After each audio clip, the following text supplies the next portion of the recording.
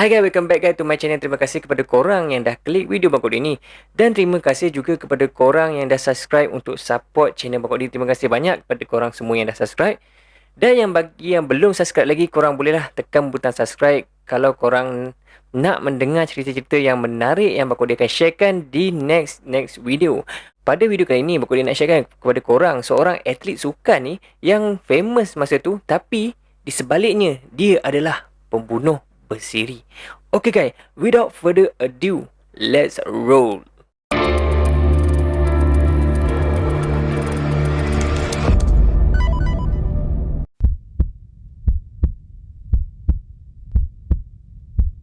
Alright guys, sebuah dokumentari tentang seorang pemain American football yang bernama Aaron Hernandez, iaitu kisah kronologinya telah ditayangkan di Netflix sebelum ni. Ianya berkisahkan tentang kisah gelapnya di sebalik hidup dia yang berjaya sebagai seorang atlet NFL, iaitu sebuah liga sukan di Amerika. Aaron Hernandez ni dituduh membunuh Odin Lloyd dengan kejam di sebuah kawasan kerikil di jalan berhampiran rumahnya pada tahun 2015. Odin Lloyd ni pangkat boyfriend kepada kakak tunang Aaron ni.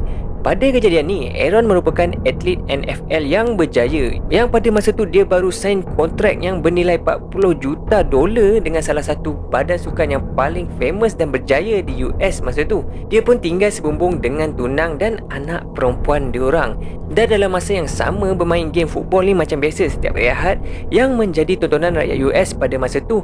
Memang US ni suka dengan American football ni. Siasatan-siasatan yang diorang buat masa pendakwaan dan berjaya membongkarkan sejarah gelap hidup dia. Lepas satu-satu ada bukti yang polis jumpa yang Aaron ni terlibat dengan satu kes tembak pada tahun 2012 yang tak dapat diselesaikan polis lagi pada masa tu. Alright guys, kes yang ni pula terjadi dekat area bandar Boston, yang mana dua orang lelaki iaitu Daniel D'Abreu dan Safiro Furtado telah ditembak mati, dan punca diorang ni pun kena bunuh adalah sebab salah seorang daripada diorang ni tak sengaja tumpahkan air dekat Hernandez ni masa tengah have fun dekat sebuah kelab malam di Boston.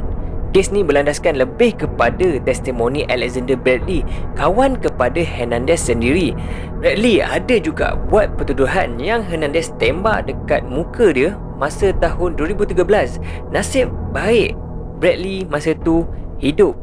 Dia buat macam tu sebab dia nak make sure Bradley tak bocorkan rahsia dia telah membunuh dua orang sebelum ni masa pendakwaan. Tapi akhirnya Hernandez ni dibebaskan dari kedua-dua dakwaan membunuh dua orang lelaki dan menembak kawannya Bradley di muka masa tu.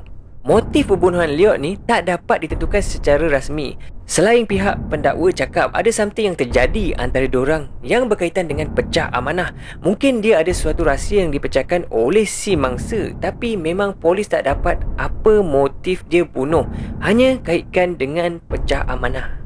Alright guys, sebenarnya Hernandez ni dia berhenti sekolah menengah agak awal daripada kawan-kawan dia sebab dia join tim football di University of Florida pada tahun 2007. Dia ni dah kira macam dah pecahkan tradisi family dia yang biasanya akan sambung belajar dan main dalam tim football University of Connecticut. Start daripada dia berhenti sekolah ni, Hernandez ni dikatakan dah start hidup dalam dua dunia yang berbeza, iaitu sebagai atlet yang berjaya dan juga lelaki yang ganas. Hernandez ni telah dituduh memukul seorang pengurus bar yang cuba nak bagi dia bil lepas dia minum-minum dekat bar tu. Tapi pengurus tak teruskan dengan laporan polis yang dia dah buat. Mungkin sebab dia fikir Hernandez ni pemain football berstatus selebriti, so dia tak nak besar-besarkan cerita. Hernandez ni ada juga dikaitkan dengan kes tembak berganda lagi di Gainesville, Florida, tapi tiada tuduhan dibuat. So guys, pada tahun 2010, Hernandez ni diserahkan ke pasukan New England Patriot atau dikenali sebagai The Patriot je di US. The Patriot ni sebuah pasukan American football yang tahap profesional lah. Contohnya macam Liverpool, kelab MU, macam tu lah kalau dari segi bola sepak. Memang famous di US masa tu. Masa dia hantar ke kelab tu juga, Hernandez dipilih dalam pusingan yang lebih rendah daripada yang orang ramai expect, sebab dia orang risau dengan tahap kematangan dia. sebab masa tu dia baru berumur 20 tahun. So guys, bila dia join kelab Patriot ni, dia pun balik ke kampung halaman dia dan berjumpa dengan kawan-kawan lama dia yang sebelum ni mengajak dia dalam melakukan perkara-perkara negatif dalam membuat keputusan-keputusan hidup. Guys, masa ni lah dia terlibat dengan pertuduhan kes tembak 2 orang lelaki tu dan juga pembunuhan Odin Leot. Punca utama perubahan hidup Hernandez ni adalah masalah family dia. Kematian ayah dia yang berlaku secara tiba-tiba, dan ada juga yang cakap sebab tekanan untuk dia nak cover hidup dia sebagai seorang gay. Alright kan, yang berkenaan gay ni susah sikit nak diceritakan dengan detail sebab kebanyakannya berlandaskan pada temu bual dengan kawan baik Hernandez dari kecil yang bernama Dennis Santos. Alright kan, yang jelas lagi, cerita ni berkisahkan macam mana kehidupan dia pada umur 16 yang pada kematian bapaknya tu hingga umur dia 27 tahun sebagai seorang penduduk tempatan di Connecticut. Berubah daripada sports star daripada zaman sekolah sehingga berjaya menjadi ahli pasukan profesional Patriot, dan hidupnya berakhir 2 tahun lepas tu.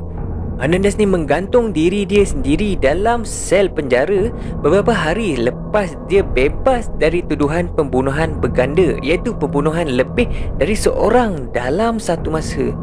Lepas daripada Hernandez ni bunuh diri dekat penjara, diorang study pula otak Hernandez ni dan diorang claim yang dia menderita dengan encephalopathy trauma kronik, iaitu singkatannya CTE, level yang paling teruk sekali untuk orang yang umur 27 tahun masa tu. Doktor pakar cakap lagi yang masalah otak dia ni banyak mempengaruhi kawalan dan penilaian impuls. Maksudnya dia dah tak boleh nak kawal marah dan dia selalu bertindak melulu bila marah.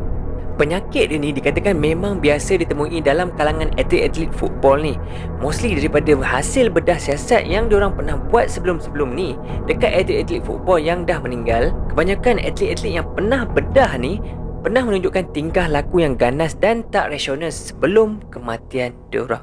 So guys, jadi maksudnya American football ni yang game yang ganas dengan memakai shield dan berlanggar-langgar dah hentam-hentam dalam game tu menyebabkan efek dekat otak diorang sebenarnya. So guys, ada tak subscriber Bang Kodi yang main American football ni? So korang check otak korang macam mana. Okay, Bang Kodi gurau je, kita sambung kan. Jadi maksudnya guys, diorang main American football ni dengan memakai shield dan juga ada langgar-langgar hentam-hentam dalam game tu yang membuatkan impact dan efek kepada otak pemain-pemain American football. Kalau korang ada masa dan nak tahu lebih detail lagi pasal kisah Hernandez ni, korang boleh tengok dekat Netflix ataupun di YouTube. Ada 3 episod. Memang panjang kalau Abang Kodi nak ceritakan dengan detail untuk video kali ini. Dalam 3 episod dokumentari tu, banyak ceritakan pasal kehidupan Hernandez sebagai seorang American football yang agak kacau bilau, dan diorang siasat faktor-faktor dalam hidup dia yang mendorong dia ke arah keganasan. Dalam episod tu juga diorang tunjuk sesi temu bual dengan abang kawan-kawan rapat Hernandez dan ramai lagi. Ada juga selit-selit rakaman perbualan telefon masa Hernandez ni nak buat call dari dalam penjara. Ada juga footage mahkamah semasa pembicaraan Hernandez ni dan juga rakaman CCTV di mana dia terbukti melakukan kesalahan tu. Tapi episod tu memang fokus perangai dan karakter Hernandez ni. Alright guys, that's all about the story for today.